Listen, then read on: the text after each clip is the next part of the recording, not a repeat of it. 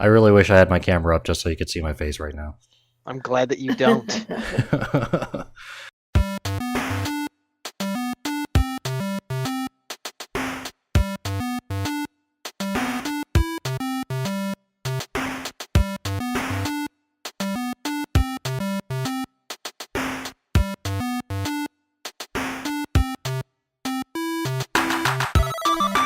Hello and welcome to the Part-Time Gamers, gaming podcast for people with full-time lives.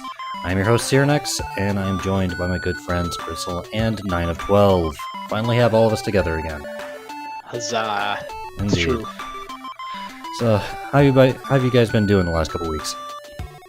I've been doing pretty well. Myself, finals, all that fun stuff. Yeah. Yeah, donezo for the semester, thank God. Awesome. So, yeah, finally onto summer crap, which is just mostly work related. Yeah. But, Fun time. yeah, no, really fun times. Yeah. How are you doing, Number?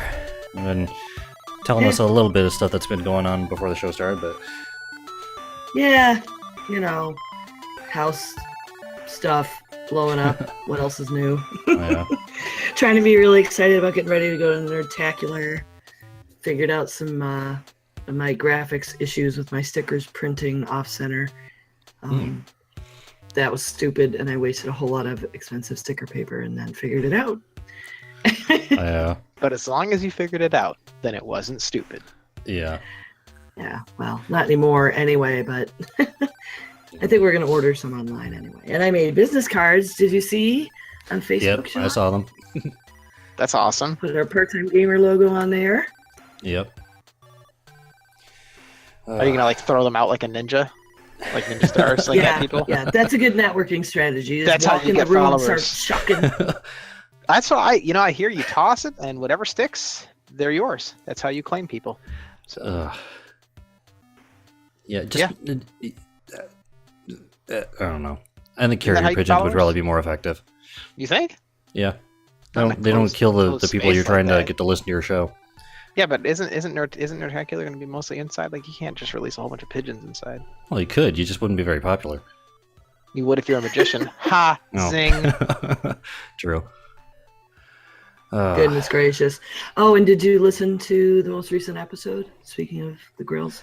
I have not gotten a chance to yet. I've gotten behind on a couple random podcasts, so I'm still in the process of catching up on them. But I will get to them. I'm really excited about listening to you interview Garrett and everything. So.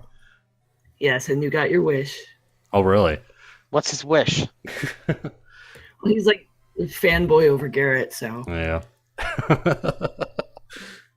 Just a little bit. I mean, he's a prominent podcaster, and I'm trying to get into podcasting, so he's kind of a celebrity to me to a degree. So Yeah. awesome. And he totally, he remembers you, wonders where you've been, so that was cool. Wow. Cool. I'm already blushing. Dang it. Aww. You could have gotten away with it. There's no webcams or anything. I know, but still.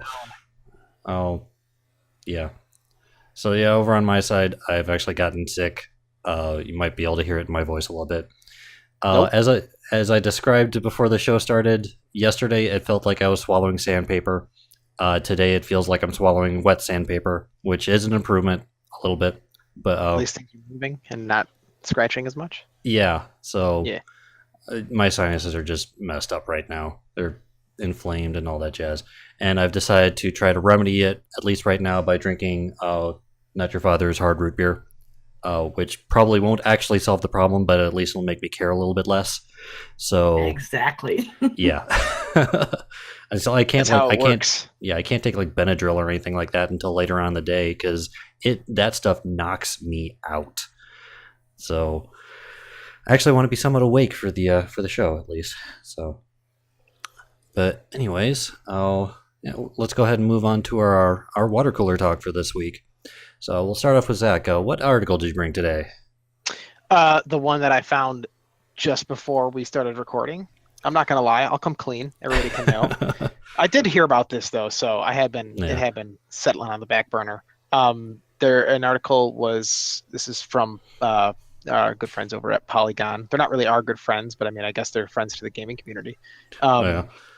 about the Nintendo Classic, because I'm all about it. I never did get, and I never got the Nintendo Classic, and I wanted it, and now I'm not going to get it because they canceled it, and the rumors are true. I guess that they're readying up a classic edition of the SNES, which is arguably better because I love the SNES. I mean, that would be amazing to have a copy of that, but I have a feeling that's going to sell out as well. So I'm not expecting to get my hands on these things until they do like another run around. I'm sure they'll bring them back out at some point. But Hopefully. Yeah. But the article is good. It talks about, why their strategy is bad for consumers and,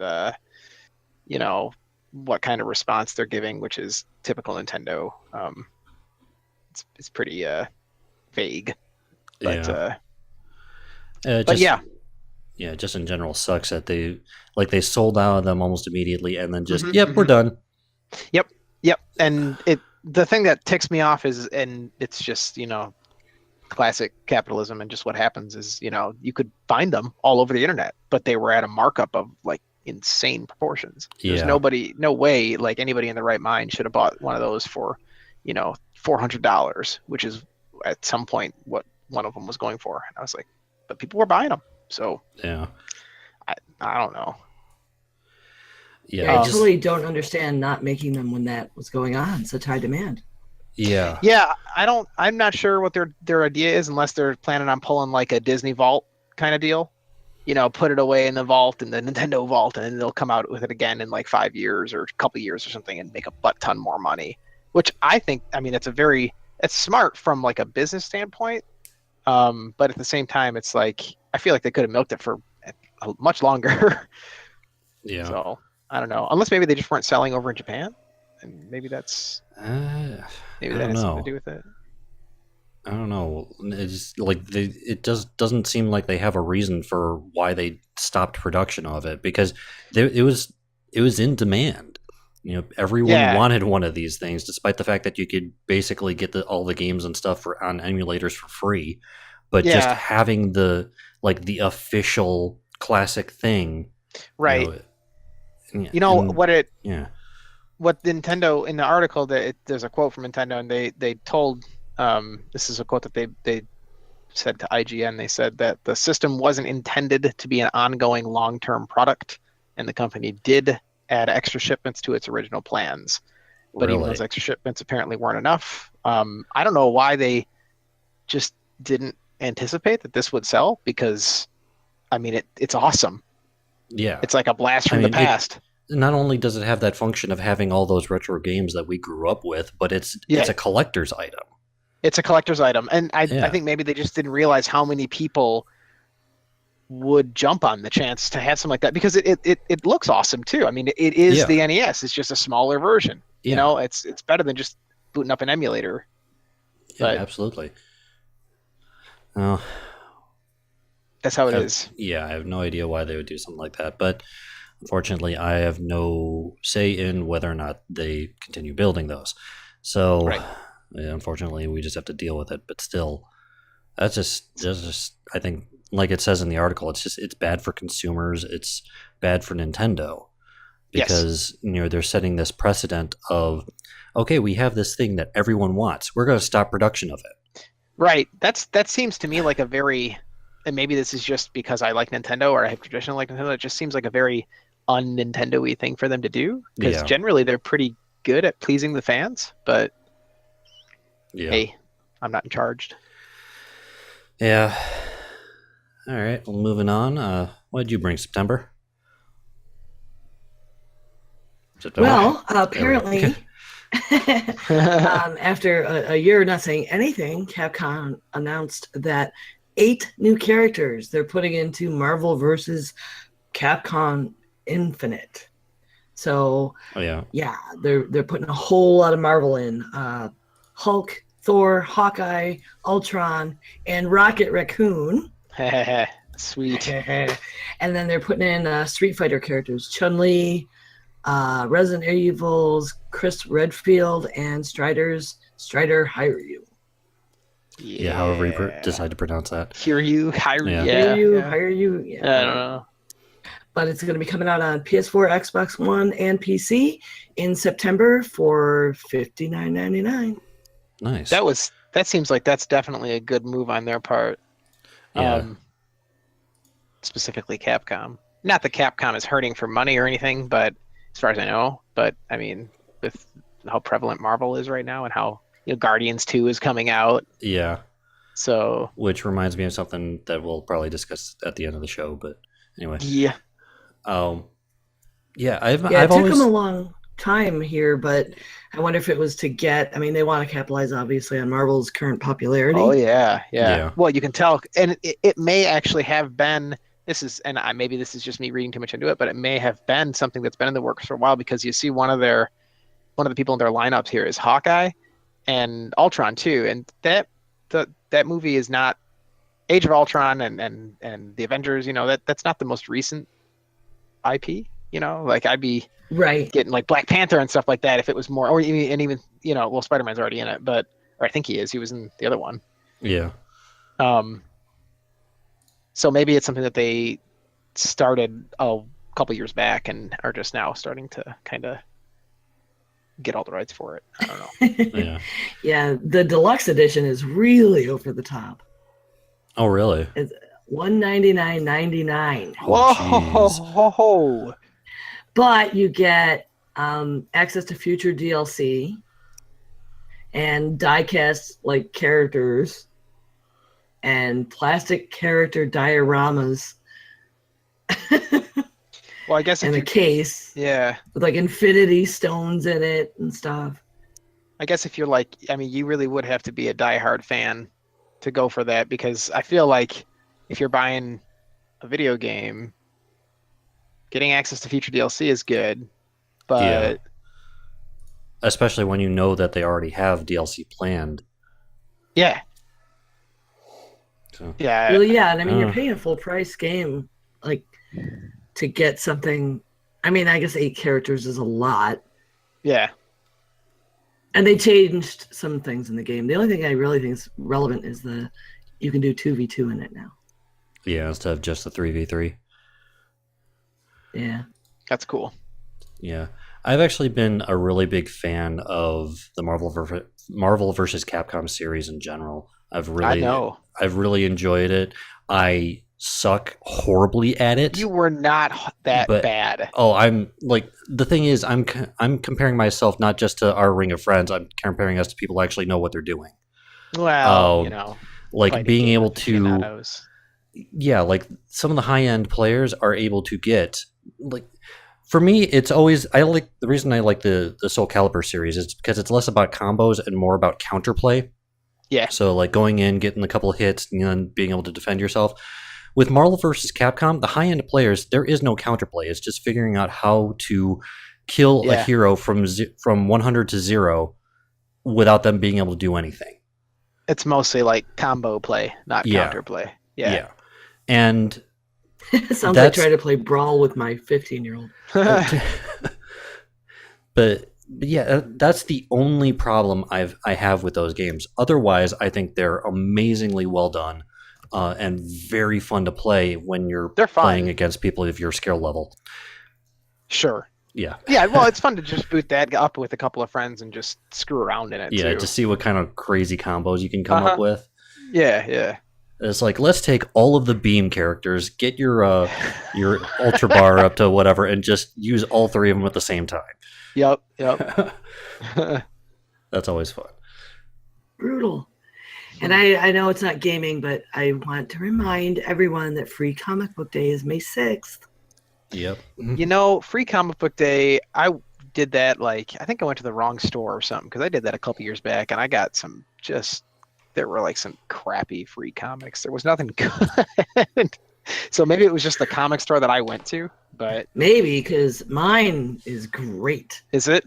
Oh, man, I go away with a big pile. I mean, they have tables and tables of them. And one year, was it 2 years ago, Comic Book Day, I got it was an Attack on Titan. It was like a mini graphic novel. Yeah. Yeah, all kinds of great stuff. Awesome. I found some new stuff I wanted to collect. They had educational ones, about comics that were kind of meant for educational institutions that Uh-huh. I took to my kids' school. That's cool. That's cool. Yeah, I don't remember. I don't even remember what the comics were that I picked up. I think I got like 2. They were like, you can take 2. Oh, And here they are. And that was yeah. the event. That was it. I was like, well, this is a letdown. Yeah. Yeah, some places are like that. Like you can have this many, but I mean, good ones aren't. Of course, they know me at my store, and they let me take as many as I want. I go in the next day, and they give me, you want any little leftovers? Last year I didn't even go. They saved me a pile. So, Oh, that's awesome. Nice. But yeah, I think part of that is just the comic book the store you go to. It must be. Some of them are much bigger into it than others. Yeah, but over on my side, what I brought to the table is, unsurprisingly, Blizzard related. I think about a month ago, we had a little bit in here about how Heroes of the Storm was doing their big Heroes 2.0 update. Well, that update hit this past Tuesday.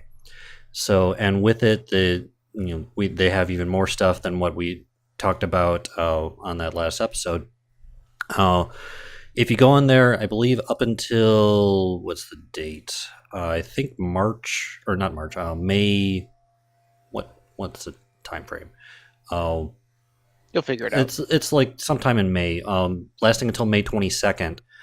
When you log in for the first time, you get 100 gems, which you can put towards one of 4 different Mega Hero bundles. And what these Mega Hero bundles do is they give you 20 heroes for free. Wow. So, and they have, like I said, they have 4 different bundles. They have Assassin, a Specialist and Support bundle, Tanks and Bruisers, and a Flex bundle. So, this means that this is the best time to try to jump into the game, because you just look at the 4 different bundles, choose which heroes you want, and you just get them for free, which is a great start to getting back into this game. I had such a hard time deciding. Yeah, well, I had literally no hard time deciding, because up until that point, other than the newest hero, which was Genji, I was only missing one hero. So I just bought the mega bundle that had that one hero in it, which was Medivh. Wow. So, wow, dude. So right now I officially have all of the heroes again. I had enough gems to get Genji right off the bat, so I have all of the heroes right now. Were you getting tremors or something? Were you getting like weird itches and stuff all over your body, not having all of them?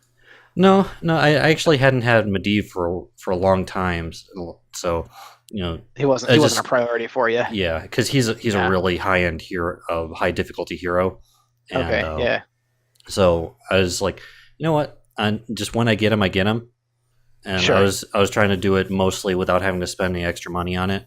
So I was just trying to accumulate gold and stuff like that. And when I got enough gold, I would get a new hero and stuff. And, well, now that they have the gems and everything, and I had enough gems all saved up already, I was able to get.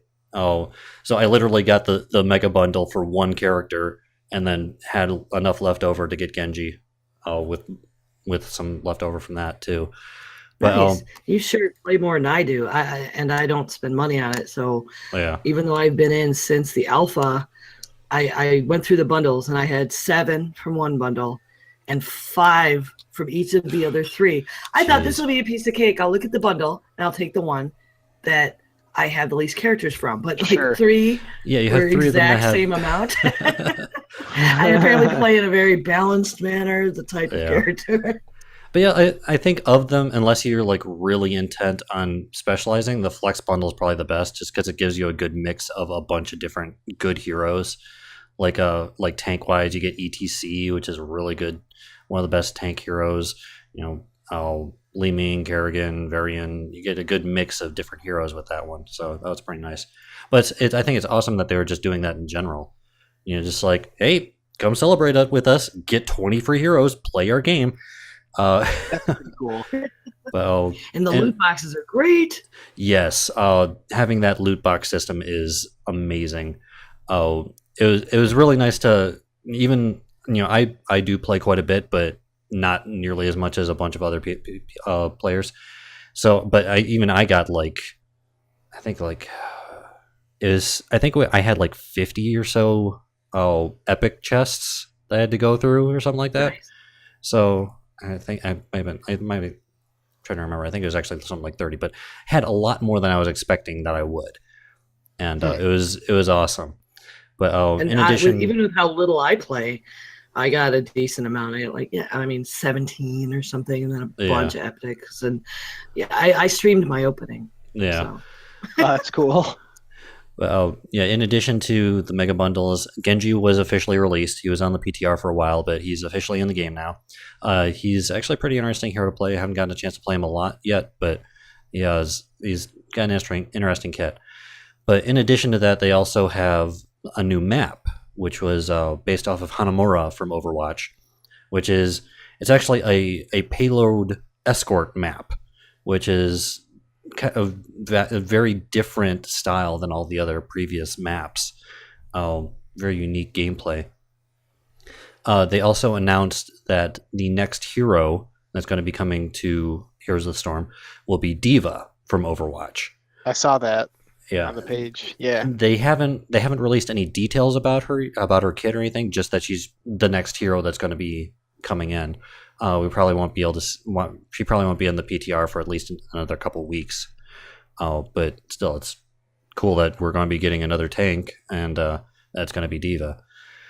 And the last thing I wanted to touch on for the new patch was they are doing the Nexus Challenge 2.0. Which, if you're around for the original Nexus Challenge, you basically play a number of games with friends, and it would unlock like the Oni skin for Genji and certain mounts and stuff like that in game. Well, this time they're doing basically the same thing, except it's a 4-week event, and each week has different rewards. So, like, you'll be able to unlock the Oni skin again. You'll be able to unlock a special skin for Diva, and in both Heroes of the Storm and Overwatch, and all kinds of stuff. And you can do it. You just need at least one friend partied up with you, and you can do it in AI. That's what I ended up doing last night.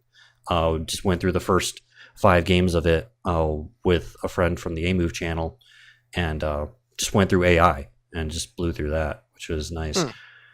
But and if you don't get the reward for the week in time for that week, you can actually do it the next week. It just increases the number of games you need to play. So theoretically, if you can wait until the last day. Excuse me, burped. Have to have one at least show every show. You could wait until the last day of the event and just play all of your games. It's going to be like 20 games with a friend, something like that, and still get all of the rewards, which I think that was cool that they did it that way as well. But yeah, I think that's one of the big things that's happened this past couple weeks. Although, does that start? It already has started. It started Tuesday. Oh. Yeah, the Nexus Challenge event and everything started with the release of 2.0, which was Tuesday. So, and it ends on the 22nd of May. Another random tangent. Because it was kind of part of my childhood. They apparently remastered Full Throttle, and I'm actually kind of excited by that. That's sweet. I saw that on Steam. I don't know if it's been released yet, but yeah, they're remastering Full Throttle, which is still I still think one of the best LucasArts point-and-click adventure games. I never played that one. The only problem is, now that I know all the secrets of it, I could probably get through it in about probably less than 2 hours. Yeah, but you wouldn't be playing it for the same reasons. You're playing it for the nostalgia now. Yeah, that was my childhood, but I was actually just a little excited that they were remastering it. But I think that's great. That almost became my article, but yeah. That's like one of my favorite. This is also to like segue off of that tangent. That's like one of my favorite things about Steam, which is ridiculous because there's all these AAA titles coming out and these really awesome indie games that everybody's going nuts over. But I get most excited when I see that they've redone Shadows of the Empire for the N64 and released it on Steam. And I'm like, oh my god, I'm gonna play through this right now. Yeah. Yeah, the nostalgia factor is strong with us. It's real strong. It's real strong. All right. Anyways, now is probably a good time for us to get back to work. So today, I know. Such a rough life having to talk about games all day. Dang. All day? Well, part of the day, anyways. Most of it. Yeah. Anyways, the game that we're talking about this week is Epic PvP Fantasy. It's a kind of Dungeons and Dragons style shuffle building game for 2 to 4 players, designed by Ryan Miller and Luke Peterschmidt, and published by Alderac Entertainment Group, which is the same publishers as Smash Up. Now, that surprised me when I read that because, like, I was reading the rules earlier and looking stuff up on the game, and I didn't even make it the connection. But I was like, man, this is a lot like Smash Up. I wonder if those guys talked. Yep. Oh, and I actually think that because Ryan Miller and Luke Peterschmidt are actually part of another company called Fun to 11, and they still do host a print and play version of the game on their own website, and they designed and developed the game. But Alderac Entertainment Group is the ones that actually published the full version of the game. What are the differences? Are there many differences? There's no differences. It's just like I imagine Alderac had the infrastructure to actually print, like mass produce this game. So gotcha. I think that's one of the big things about it. That makes sense. Yeah. So you can find the base game, which is what we're going to be talking about today. There are 2 expansions, but they don't really add a lot of varying gameplay elements, just more classes and races and stuff like that. Yeah. But you can find the base game on Amazon for about $18. You can find the first expansion for about $17 and the second expansion for about $16. All of those on Amazon. And yeah, as I said, it is like a Dungeons and Dragons styled shuffle building game, where players are battling against each other. You can do either a 1-on-1 duel, a 3-way free for all, or a 2-on-2 team battle, which is kind of cool. And similar to Smash Up, one of the core draws of this game is that shuffle building component. When you start off, players choose from one of the 4 different race decks, which are, what I have it right now. Goblin, human. Yeah, goblin, dwarf, human, dwarf, like and high elf are the 4 races that come in the base game, and you combine those with one of the 4 class decks, which are Paladin, Rogue. Yeah, Druid, Paladin, Rogue, and Ranger. Yeah, Ranger. That's one I forgot. Yeah, so you shuffle those 2 decks together, and that's your character for the battle. So you can have like a Dwarven Paladin, you can have a High Elf Ranger, stuff like that, or even strange combinations like the Goblin Paladin and stuff like that. Heresy. Yeah, but and each of the decks have different kind of strengths and weaknesses, and each of them have abilities tied to both the class and the race directly. And those are actually shown on the each of the classes and each of the races have this little like a cardboard board type thing that has their different information and stuff like that. It also has the character's health, it has the character's initiative, and the special abilities and stuff on those boards. After you determine which race and class you're going to use and combine the decks and get your boards and everything like that, players take a number of cards from the top of their deck equal to their life, which is on the race board, and set those aside face down to their left by the race board. This is the character's life pile. And each time you take damage, you discard one of the cards from that life pile, and once your life pile is gone, you've been defeated. You don't have any life left. And before we continue on, I did want to kind of have a little bit of a discussion on this aspect of it. What do you guys think of using the cards from your deck? And mind you, when they're in your life pile, you lose access to them. You can't play them at all. I was actually just about to say that's really, I think that's good, because you draw differently every time you play. Yeah.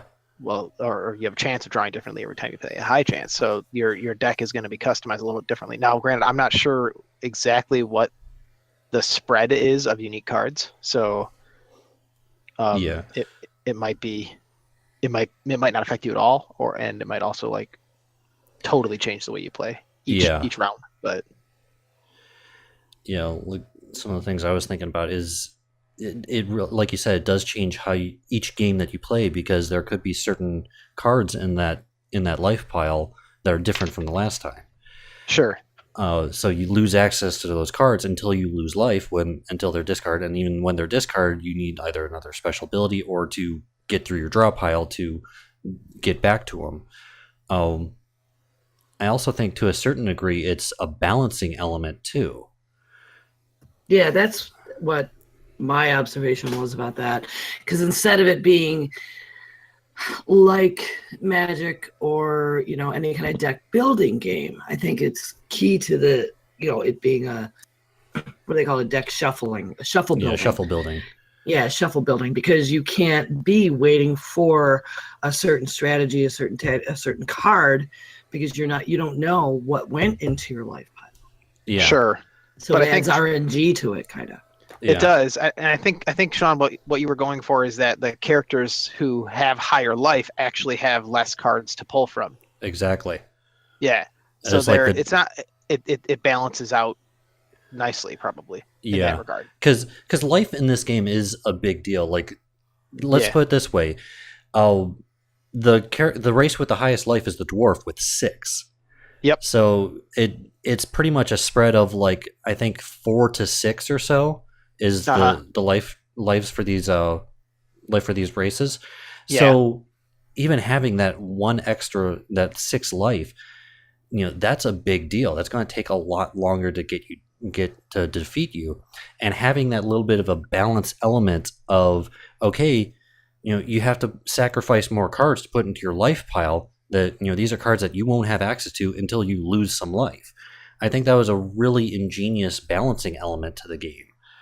And also it opens it up for a little bit more design space, like with the Ranger's special ability. The Ranger's special ability is they can actually, when they make that life pile, they actually draw double the number of cards they need, choose which cards they want to go into their life pile, and shuffle the rest back into their deck. So that and opens up a little design space for that as well. But in general, I thought that was a really ingenious way of not only balancing everything out, but adding that element to it. And also, it just makes it so you need fewer things in the box. Which is always a plus. Yeah, it makes it much really more minimalistic. It's what part I think gives it replayability, because without that kind of deck change, you would just, a couple times through, it's a 15-minute game, there's not a ton of cards, it would be the same game over and over without that. Yeah, to a degree. It adds another element of randomization to the game, which adds replayability to the game as well. Right. Yeah, I guess we can move on now. After you make your life pile and everything, players draw an opening hand of 5 cards, and the player with the highest combined initiative goes first. You have initiative on both your race and your class. Add them together. That's your initiative for the character. Whoever has the highest initiative goes first. And the game is played in phases. So it's pretty much the same phases for every player. Just go through them and go from there. The first phase is called the aggression phase, where players draw the top 2 cards from their deck and they place them face down in their aggression pool. These cards are used to pay for the moves they play during their turn, similar in the same fashion to mana from Magic the Gathering. After that, you have your draw phase. But I think this draw phase is very unique because you don't draw from your deck. You state a number of cards, and you draw that many cards from your aggression pile. And this can only be done once per turn. And I wanted to talk to you guys again.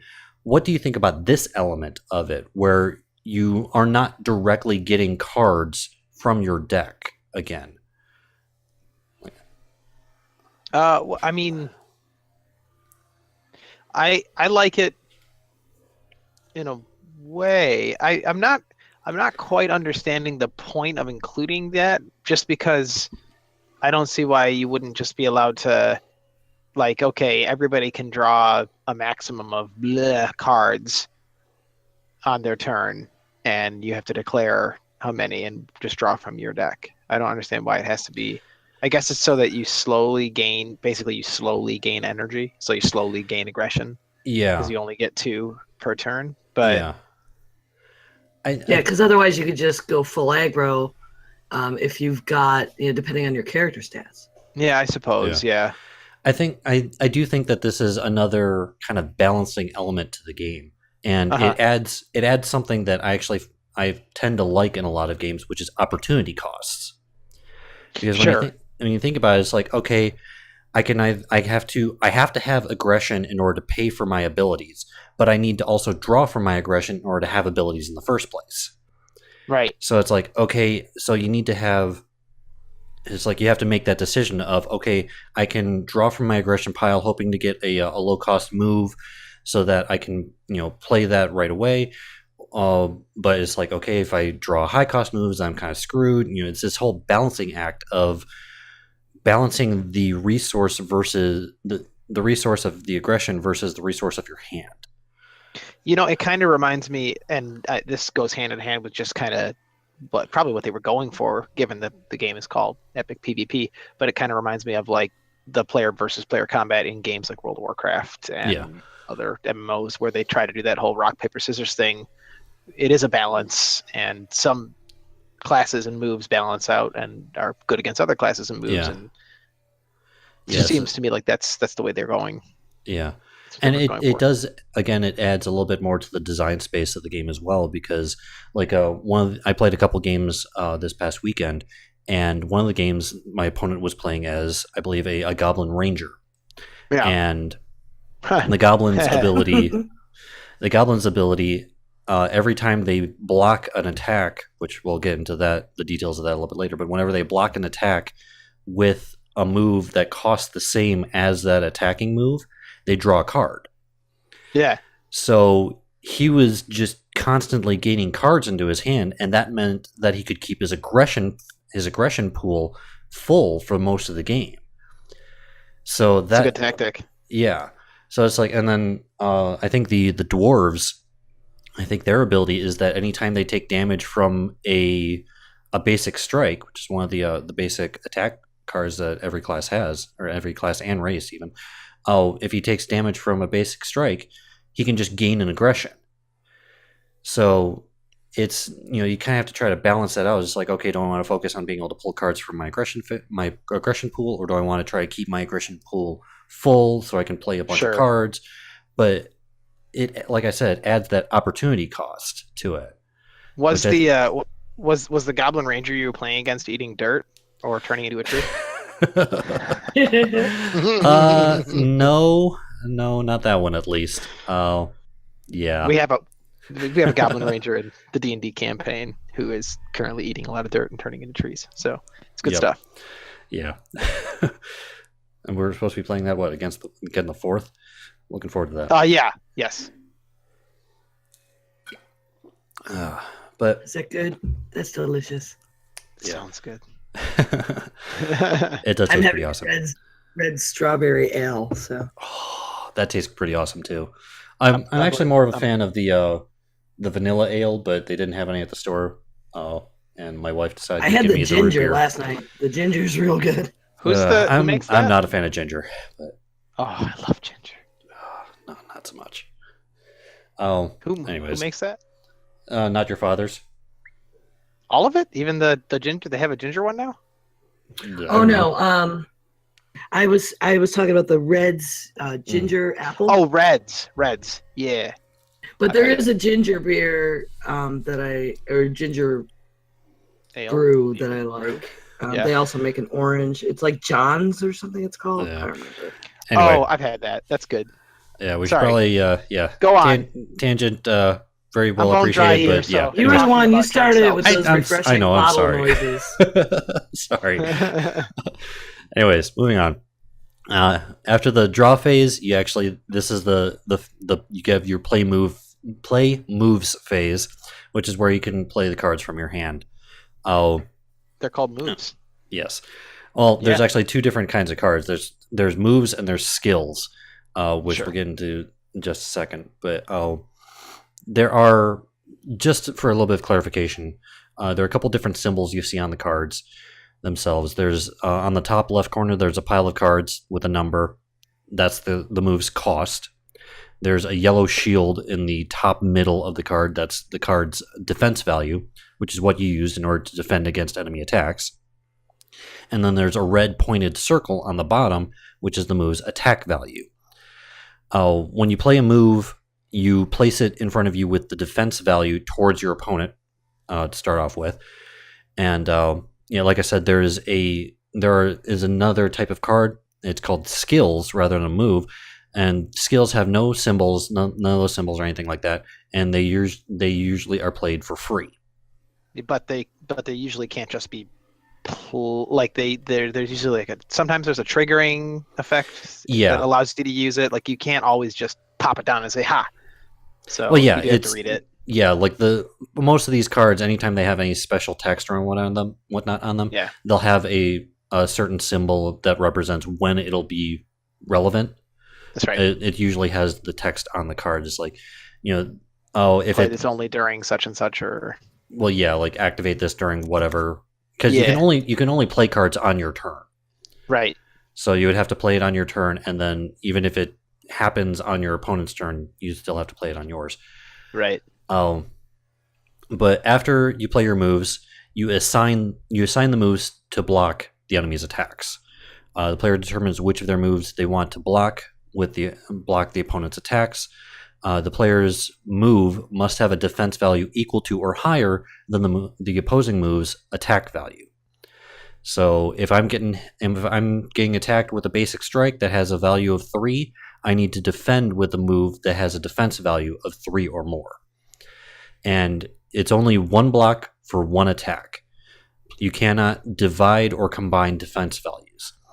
So there actually is a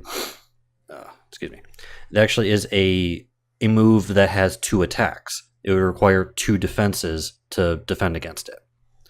I have a question here, just Sure. because something is not clear to me, and I can't remember, because I did look over this. When do you attack? Because what I'm seeing here is it says when a player plays a move, you place it with the defense value towards the opponent. When do you attack?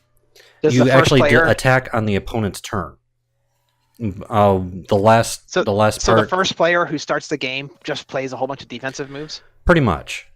I Okay. mean, that's what the thing. That's what it looked like to me. I just wasn't sure. So you always start out with defense. Yeah, it's like you're basically only defending on your turn. Right, but like if you're the first player. Yeah, you don't have anything to defend against, so you're just playing a move. Or it's like, and even if the opposing player, not just when you start, but if the opposing player doesn't have any moves out for whatever reason, which has happened to me, they're basically just playing to attack at that point. They're not defending. Okay.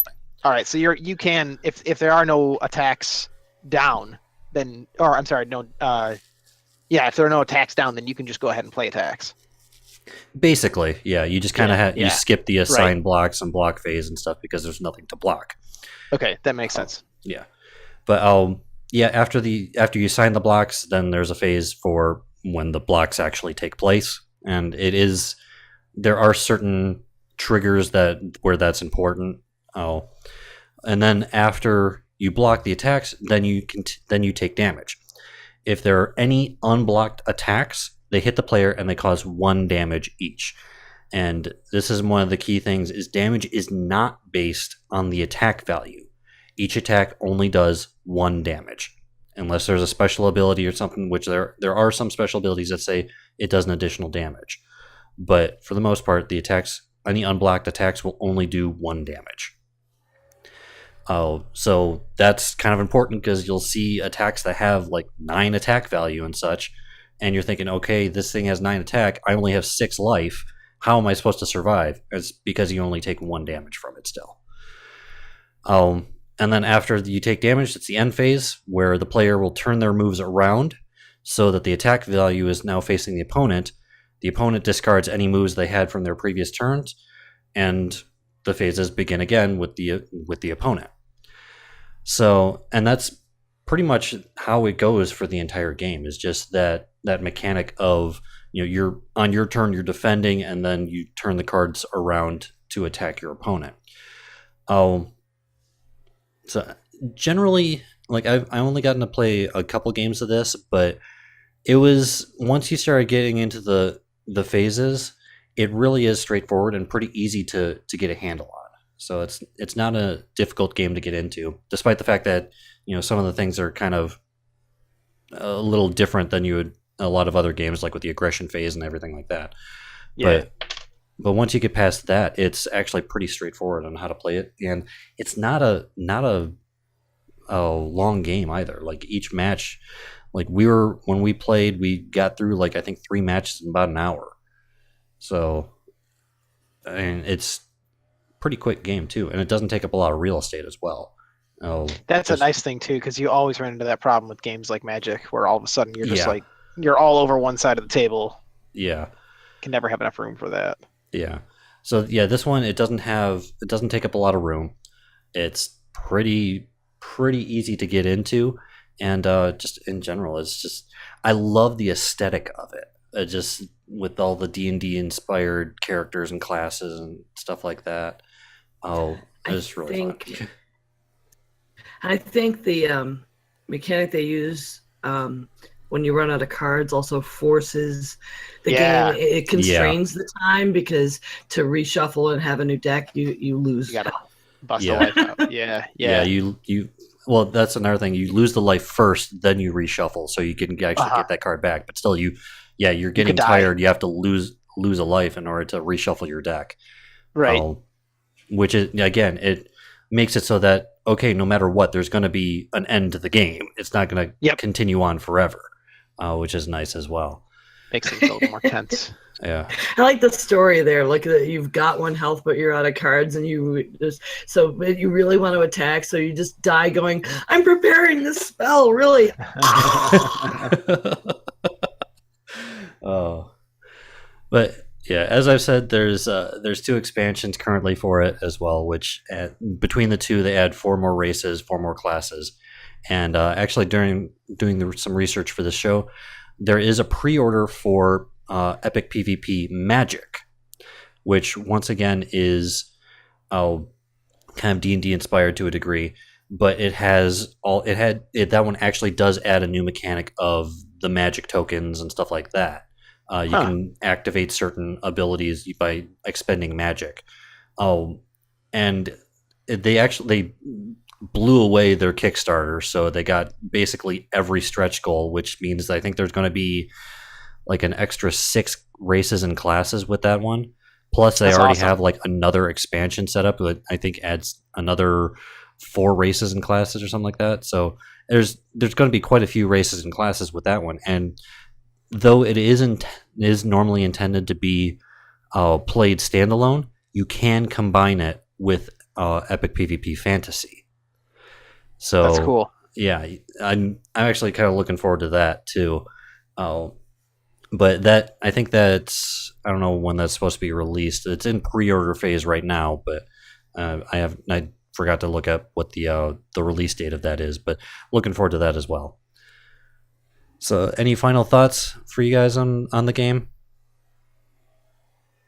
No, it's awesome. Nope. All right. Well, I like Alderac Entertainment Group. They're good. They're actually pretty awesome. Yeah. And like I said, you can actually get a print and play version of the base game. I do believe it has all of the races and classes. I love for the base game. You can get the print play version of that and be able to play it on your own. I do strongly suggest getting the full version though. It's $18 on Amazon. Yeah. So. Yeah, good investment for something like quick, compact, easy to learn, good to go. Yeah. Yeah. Definitely. And even more so than Smash Up is, which is really nice too. All right. And with that,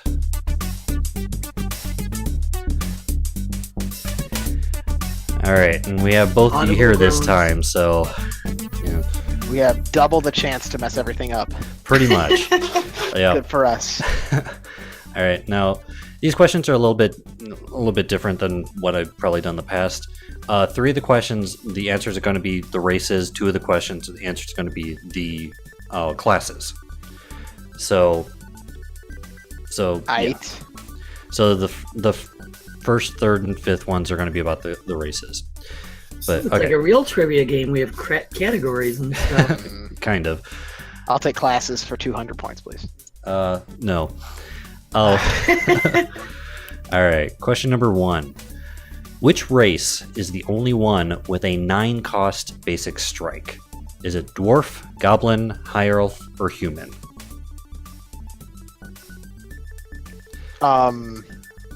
So there's only one race that has a 9-cost basic strike.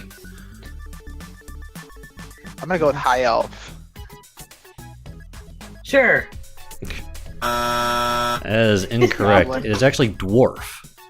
That's stupid. Yeah, it That is doesn't a make any little sense. strange, but Dwarves Yeah, pack they- a punch. Hi. I don't know. Dwarves pack It's a just punch. for whatever reason, the dwarf is the only one that has a 9-cost basic strike. Although I think high elf has like 2 8-costs. So Okay, well. also all right. another random tidbit: I did roll randomly for all these answers, so there could be repeats. Darn it, Sean. All right, question number 2. Which class is the only one with 0-cost moves? Is it the druid, paladin, ranger, or rogue?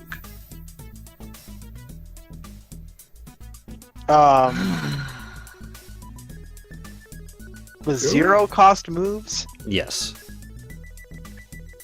Did you say druid?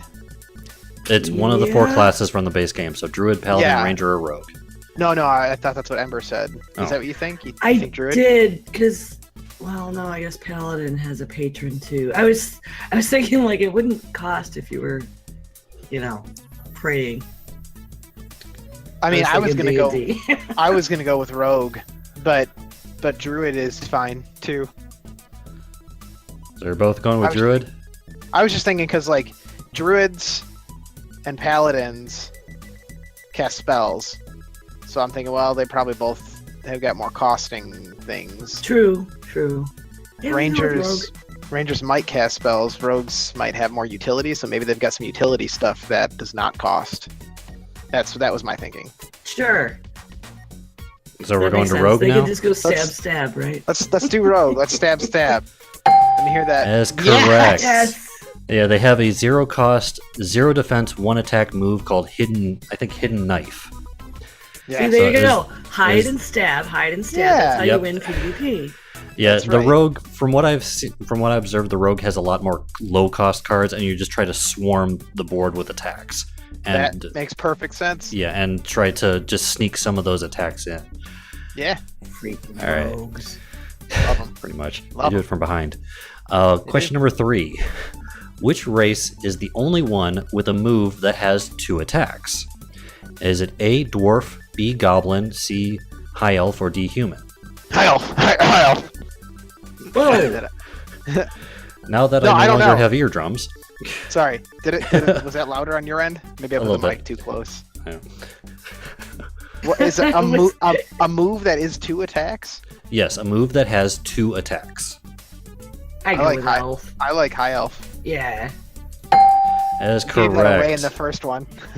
A little bit. It's like why everyone chooses elf in D&D, right? Yeah. Bonus attacks. Yeah, they have a 6-cost move that has 6 defense and 2 3 attacks.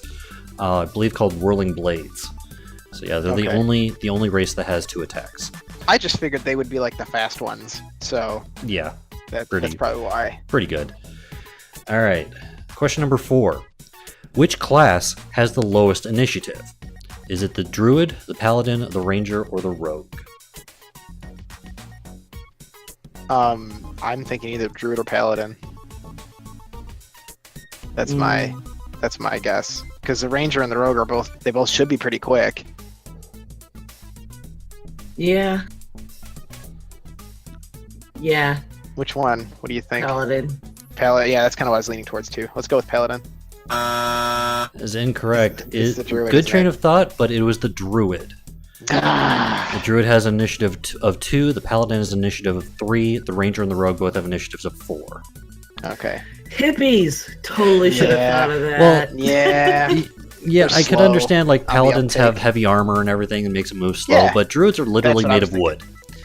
So Okay. Well, I mean, wood can be quick. Floating down a river. All right. Fine. all right. Last question. Which race has the skill card Power Strike? Is it the dwarf, the goblin, the high elf, or the human? Oh God. Power Strike. Dwarf or human? I don't know. Human? Dwarf or human. So I mean, I'm fine with going with human if you want to go with human. Yeah, sure. That's correct. It is the human. Nice. The human. Human. Yeah. Even though I did roll randomly, there actually wasn't any repeats. Nice. So I was kind of hoping there would be some repeats, but there wasn't. So, anyways, How did you roll for questions? I just rolled. I actually rolled for the answer and then built a question around the answer. Oh. So it's see. like, so if it It's like was for playing the race Jeopardy. questions, it was like, okay, I rolled a 1. Okay, that means it's the answer is dwarf. I have to come up with a question that where dwarf is the answer. Ooh, clever I kinda- methodology. Look at you. Yeah, I kind of did it backwards, but it worked, and you guys actually did pretty well that one. I think you only Yeah, we had did. what, 1 or 2 wrong. Still 2, I had- think. Yeah, so it still did better than 50%. It's nice. Yeah. That's a good change from what we normally have. We know our Yeah. D&D. Right?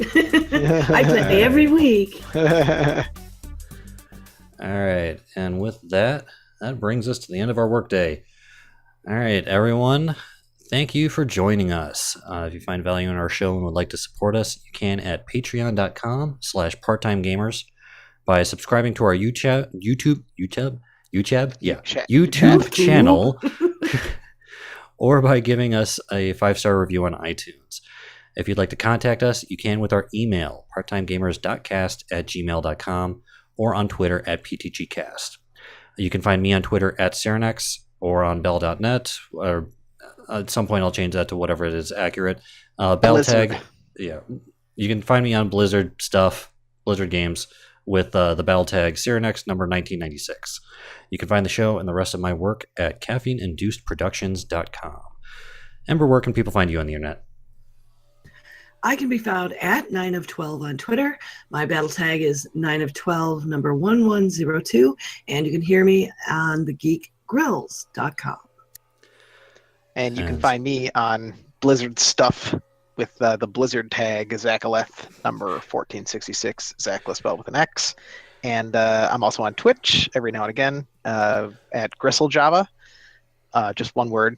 And I'm lately been streaming Watch Dogs 2. So other Nice. than that, Oh yeah, I should probably mention my Twitch is also 9 of 12. Yeah. And I think my Way to Twitch keep is it simple. Cyrenex as well, but I haven't been on there at all. Also, one final thing before we end the show. We did record a part-time gaming this past week, but it was so choppy that I couldn't consciously put it on the internet.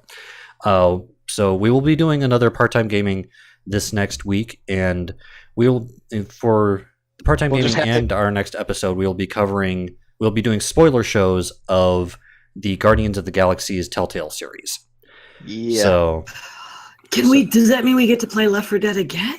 I was kind of hoping that we should just do that again because it was awesome. Well- and it's too bad we lost that feed because it was so yeah, it was hilarious. Okay, if we can find some time during the week, we can do just throw another one up there. yeah. But yeah, I was able to get a capture card for my computer, so hopefully we won't have that problem anymore. I just need to get a HDMI splitter now. But anyways, should be up by relatively soon, and we'll get that recorded and put up on our YouTube channel. But like I said, we'll be doing a spoiler show. For the next part-time gaming, I will actually be recording my playthrough of the Guardians of the Galaxy, the first episode of the Telltale series. And then when we come back in 2 weeks, we'll be spoiling the crap out of it. So just that warning for anyone who is willing to who wanted to not be spoiled for the game. But anyways, with that, until next time, we are the Part-Time Gamers clocking out.